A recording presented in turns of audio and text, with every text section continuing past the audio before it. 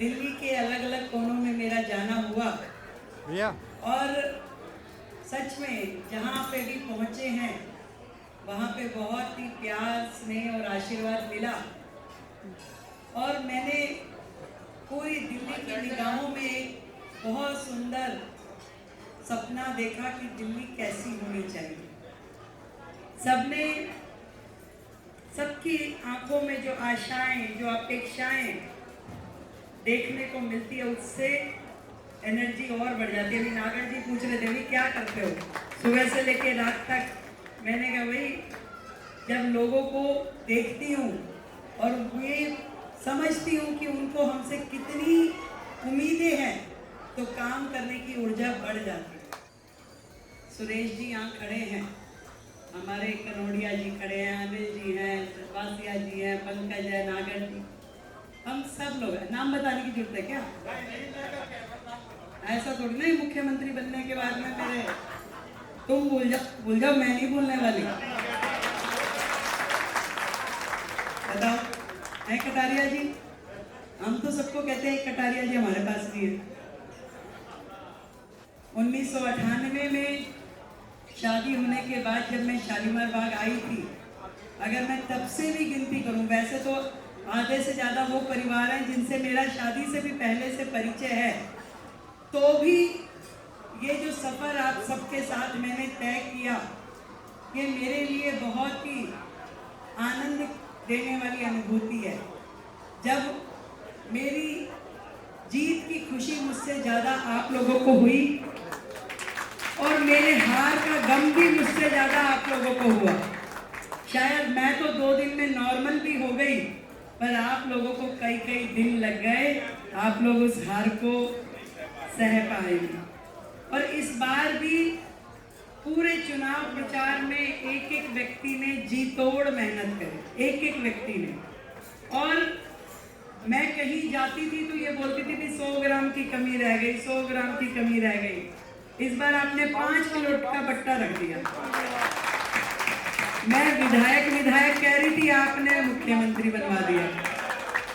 हमारी पार्टी आदरणीय नरेंद्र मोदी जी जब इतना ऐसा निर्णय ले कि पूरा देश जिसका इंतजार करो, 10 दिन तक टीवी में यही चलता रहा, दिल्ली का मुख्यमंत्री कौन, दिल्ली का मुख्यमंत्री कौन।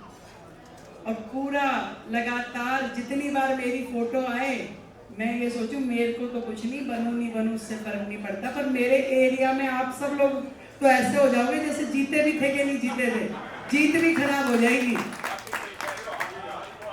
मैं तो अपने मन में भगवान से प्रार्थना करी, भगवान जी ये क्या पंगा डाल दिया आपने।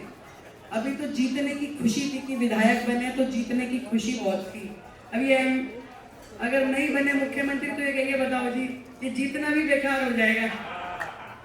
मैं तो ईश्वर को एक ही बात कहती थी कि ईश्वर जो हमारे लिए सही हो और जो सबके हित में हो वही काम करना। मुझे कोई 1% भी ऐसी अपेक्षा नहीं थी, ना आशा थी कि मैं कोई मुख्यमंत्री मेरा बनना मुझे मन में था, ऐसा कतई नहीं था।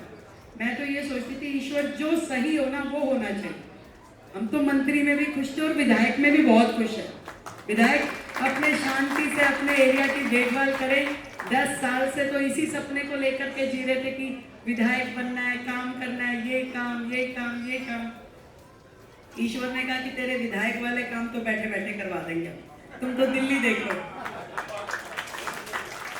और 1 महीने से मैं दिन रात मोदी जी के नेतृत्व में पूरी सरकार के साथ एक ही चीज में लगे कि कैसे दिल्ली को बेहतर बनाना है, कैसे सुंदर बनाना है। मैं अधिकारियों से लड़ जाती हूँ, हमारे व्यापारी भाइयों के लिए बताओ क्या कर रहे हो, इसके लिए रखो, इसके लिए रखो। कह रहे मैडम आपको तो बहुत विषयों की जानकारी है। तो मैं कभी मेरे को जानकारी इसलिए है क्योंकि मैं उन्हीं के बीच में से आई हूँ। आज आप मानिए कि अभी जो बजट पेश होगा उसमें जब मैंने पूरा पिछली सरकारों को स्टडी किया, केवल ऊपरी तह थी, अंदर सिस्टम को बिल्कुल खोखला कर रखा है। एक भी दिल्ली में डेवलपमेंट के काम के लिए उन्होंने कोई प्रयास नहीं किया, एक भी काम के लिए कोई सड़क, कोई फ्लाईओवर, कोई स्कूल, कोई कॉलेज, कोई इंडस्ट्रियल एरिया।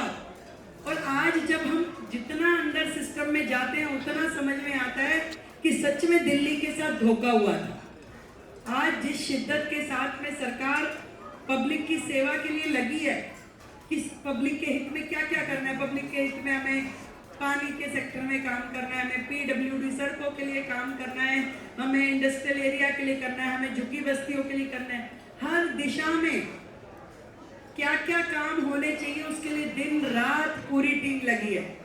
दिन रात सड़कों पे खड़े होके निरीक्षण चल रहा है, दौरे चल रहे हैं। सभी मंत्रियों को रोज का आदेश है कि आपने जरूर एक जगह दौरा करके आना है। सारे अधिकारियों को ये दिशा निर्देश है कि भी कुछ भी करो, दिन में एक एरिया का राउंड करके आपको आना ही आना है। और मतलब आप ये लगाइए, सैटरडे संडे भी सरकारी दफ्तर खुले हैं, सेक्रेटरीट खुला है और वहां काम हुआ है और सारे अधिकारी हैं। सैटरडे संडे भी हर व्यक्ति का अपना सहयोग रहा है। और मैं भी ये मानती हूँ, ये तो ना जगन्नाथ जी का रथ था, अपने आप नहीं आया, इसको हजारों हाथों ने खींचा है, तो ये जाकर के अपने स्थान पे आके खड़ा हुआ है। सबको मेरी ओर से बहुत धन्यवाद। जय श्री राम। हो गया काम, पर अभी इतना ही हुआ है, अभी असली काम करना बाकी है। दिल्ली को विकसित दिल्ली बनाना है। अब उस काम में आप सबको मेरा सहयोग देना है। सबको बहुत बहुत धन्यवाद।